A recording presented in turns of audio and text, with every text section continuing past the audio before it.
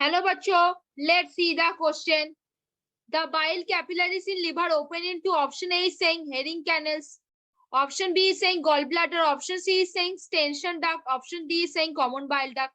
तो चलो बच्चों कुछ की कॉन्सेप्ट के ऊपर बात करते हैं. लेट्स सी सम की कॉन्सेप्ट. की कॉन्सेप्ट में हम थोड़े से थ्योरी के बारे में पढ़ेंगे, थोड़े से थ्योरी के बारे में पढ़ेंगे. देखो बच्चों क्या होता है, ये जो हेरिंग्स कैनल है, जो हेरिंग्स कैनल है, is a small canal, is a small canal into which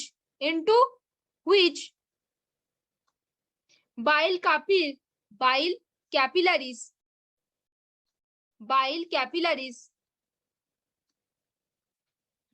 or canaliculi gets open. तो आपने क्या समझा?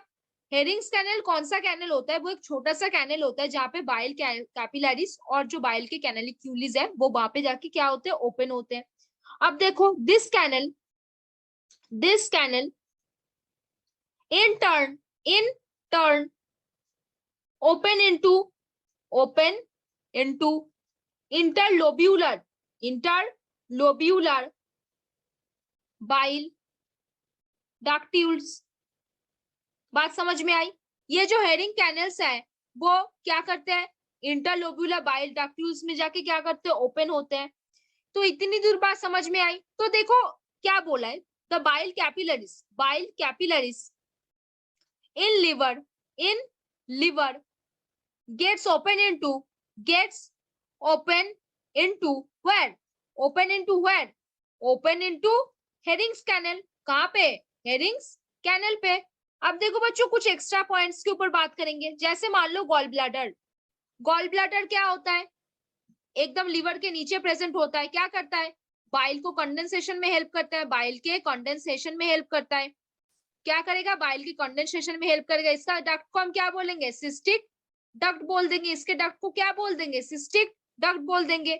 अभी जो पैरोटिड ग्लैंड्स, हमने सैलिवरी ग्लैंड्स के बारे में बात की थी. क्या? पैरोटिड ग्लैंड, सैलिवरी ग्लैंड जो चिक के नीचे प्रेजेंट होता है, उसके डक्ट के नाम क्या है? स्टेंशन डक्ट. कितने पेयर में प्रेजेंट होते हैं? एक पेयर पे. क्या सीक्रेट करते हैं? सलाइवा सीक्रेट करते हैं.